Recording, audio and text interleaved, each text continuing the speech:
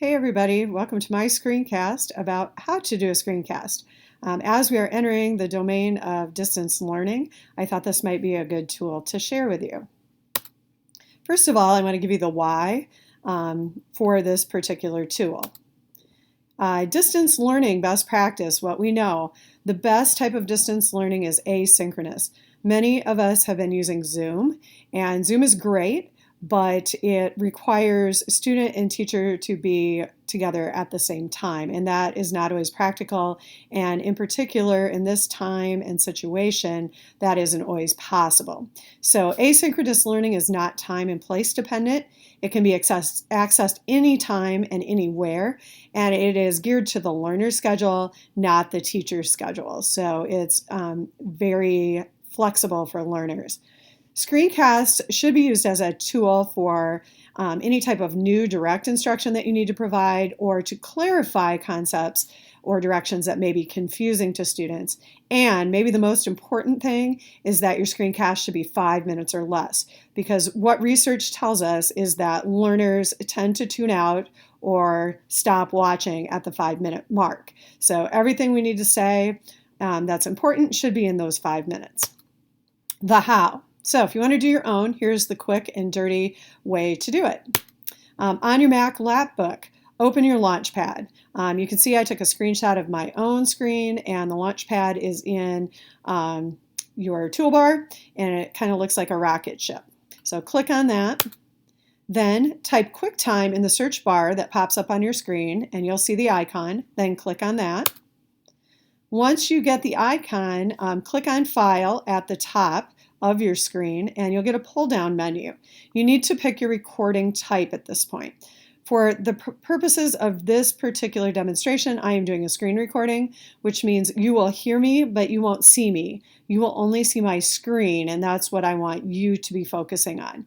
I could, if I wanted, do a movie recording in which you would see me talking. If that's your desire, you can do that. Or if I don't want students to see anything, I just want them to hear, I can do an audio recording. Those are your three options. After I click on my option, I will get a red button that I will click to start recording. So I'm going to go ahead and do that. Once I do that, I'll get a message on my screen that asks me if I want to record the whole screen or just a portion of the screen. I'm recording my whole screen, so I'll just click and start going.